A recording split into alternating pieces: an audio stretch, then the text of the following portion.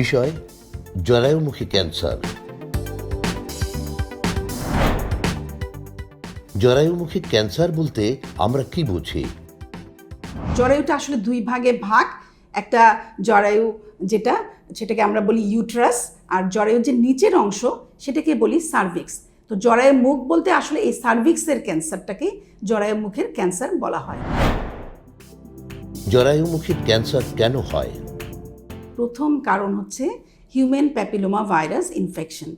এই human papilloma ভাইরাসের 16 এবং 18 স্ট্রেইন দিয়েই অধিকাংশ জরায়ু ক্যান্সার, যেমন 90 থেকে 95% জরায়ু ক্যান্সার হয়ে থাকে।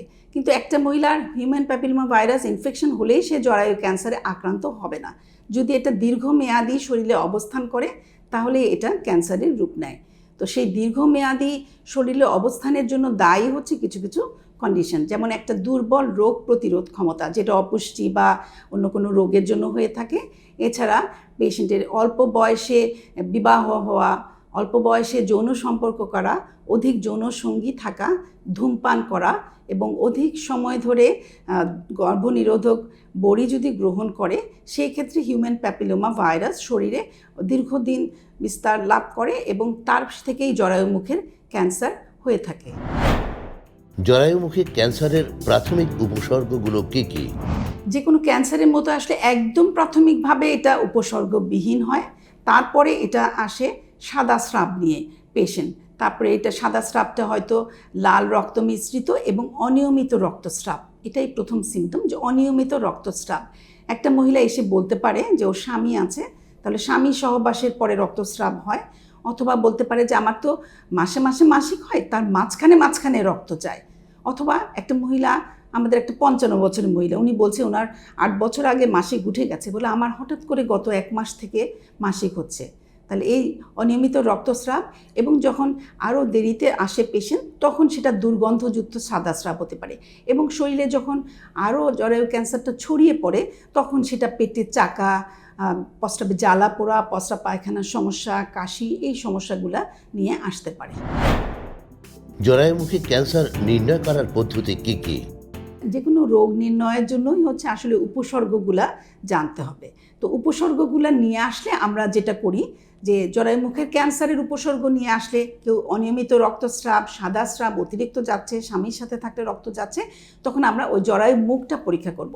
এটা খুবই সহজেই পরীক্ষা করা যায়। চেম্বারে, আউটপেশেন্ট ডিপার্টমেন্টে একটা স্পেকুলাম দিয়ে জরায়ু মুখটা দেখে যদি মনে হয় যে জরায়ু মুখে কোনো গ্রোথ, কোনো আলসার আছে, তাহলে ওই পেশেন্টকে আমরা ভর্তি দেই যে একটা পরীক্ষার জন্য। সেটা হচ্ছে examination under anaesthesia and cervical biopsy.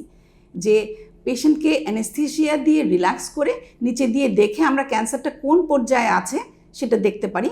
আর হচ্ছে যে কোনো ক্যান্সার নির্ণয়ের মূল পদ্ধতিটা হচ্ছে যে মাংস পরীক্ষা, যেটা হিস্টোপ্যাথোলজি, বায়োপসি নিয়ে হিস্টোপ্যাথোলজিটা করে আমরা ক্যান্সার, এছাড়া ক্যান্সারের স্টেজটা, ও ক্যান্সারটা কোন পর্যায়ে পৌঁছে গেছে সেটা দেখার জন্য তখন সিটি স্ক্যান পরীক্ষা, এক্স রে পরীক্ষা, কোলোনোস্কোপি পরীক্ষা, সিস্টোস্কোপি পরীক্ষা, এই পরীক্ষাগুলো করতে হতে পারে। জরায়ুমুখী ক্যান্সার নিরাময় করার জন্য কি কি চিকিৎসা পদ্ধতি আছে? জরায়ুমুখী ক্যান্সারের চিকিৎসা পদ্ধতির মধ্যে রয়েছে রেডিওথেরাপি, যেটা সবগুলো পর্যায়ে এটা দেওয়া যায়, সবগুলো স্টেজে, এবং রয়েছে সার্জারি কিন্তু একটা নির্দিষ্ট স্টেজ পর্যন্ত করা যায়, কিন্তু সার্জারি করলে পেশেন্ট ভালো হয়ে যাবে। নির্দিষ্ট স্টেজটা হচ্ছে স্টেজ 2A, তার মানে জরায়ু মুখ থেকে যোনির প্রথম অংশে জরায়ু ক্যান্সারটা ছড়িয়ে পড়েছে কিন্তু আশেপাশে ছড়ায়নি, সেটাকে আমরা বলি স্টেজ 2A। এই পর্যন্ত আসলে আমরা এটাকে সার্জারির মাধ্যমে চিকিৎসা করতে পারি। সেই সার্জারিটার নাম হচ্ছে ভারদাইমস হিস্টেক্টমি। এছাড়া যদি জরায়ু ক্যান্সার ছড়িয়ে পড়ে অ্যাডভান্স স্টেজে চলে যায়, সেই ক্ষেত্রে রেডিওথেরাপি এবং কেমোথেরাপির মাধ্যমে চিকিৎসা করা হয়। একসাথে রেডিওথেরাপি, কেমোথেরাপি। আমাদের গাইনি বিভাগে আমরা এই সার্জারিটা করে থাকি। আর রেডিওথেরাপি, কেমোথেরাপির জন্য আমাদের যে ক্যান্সার হসপিটাল, সেখানে আমরা রোগীগুলোকে পাঠাই। জরায়ুমুখী ক্যান্সার প্রতিরোধ করার উপায় কি? জরায়ু ক্যান্সার প্রতিরোধের উপায় শতভাগ উপায় আছে, কারণ এটা বোধহয় একমাত্র ক্যান্সার যেটা সম্পূর্ণরূপে প্রতিরোধ করা সম্ভব। ক্যান্সার হ্যাজ নো অ্যান্সার, বা আমরা প্যাথোলজি বইতে পড়ে এসেছি যে ক্যান্সার থেকে বাঁচার উপায় হচ্ছে জন্মগ্রহণই না করা। এটা জরায়ুমুখের ক্যান্সারের ক্ষেত্রে সত্যি নয়। এই ক্যান্সার প্রাথমিক প্রতিরোধ এবং দ্বিতীয় পর্যায়ের প্রতিরোধ করে সম্পূর্ণরূপে নির্মূল করা সম্ভব বা প্রতিরোধ করা সম্ভব। প্রাথমিক প্রতিরোধ বলতে আমরা বুঝি যেটা এই ক্যান্সারের জন্য দায়ী তাকেই প্রতিরোধ করলাম। এখন এই ক্যান্সারের জন্য দায়ী হচ্ছে একটা হিউম্যান প্যাপিলোমা ভাইরাস। এই ভাইরাসের এগেনস্টে একটা কার্যকরী ভ্যাকসিন বা টিকা আবিষ্কৃত হয়েছে। এই ভ্যাকসিনটা দিতে হবে আসলে বিয়ের আগে বা যৌন সম্পর্ক হওয়ার আগে। জরায়ু মুখের একটি ভ্যাকসিন 9 থেকে 15 বছর অথবা ক্লাস 5 থেকে ক্লাস 9-এর বাচ্চাদেরকে স্কুলে রেজিস্ট্রেশনের মাধ্যমে একটি টিকা বিনামূল্যে দেওয়া হচ্ছে। 9 থেকে 15 বছরের নারী শিশুদের একটি টিকা এবং 15 থেকে 25 বছরের নারীদেরকে 2টি টিকার মাধ্যমে এই রোগ প্রতিরোধ করা সম্ভব। তারপরে রয়েছে দ্বিতীয় পর্যায়ের প্রতিরোধ, যেটা করা হয় স্ক্রিনিং টেস্ট করে। জরায়ু মুখের ক্যান্সার প্রতিরোধের আরেকটি সুযোগ আছে, কারণ এটার একটা দীর্ঘ ক্যান্সার পূর্ববর্তী ধাপ রয়েছে, প্রি ক্যান্সার স্টেজ যে বলি সেটাকে। সেই ধাপটা নির্ণয়ের জন্য কতগুলো শনাক্তকরণ পরীক্ষা আছে। যে শনাক্তকরণ পরীক্ষাগুলো হচ্ছে ভায়া টেস্ট, প্যাপসমিয়ার, এইচপিভি ডিএনএ এবং দ্বিতীয় পর্যায়ের শনাক্তকরণ পরীক্ষা হচ্ছে কল্পোস্কোপি পরীক্ষা।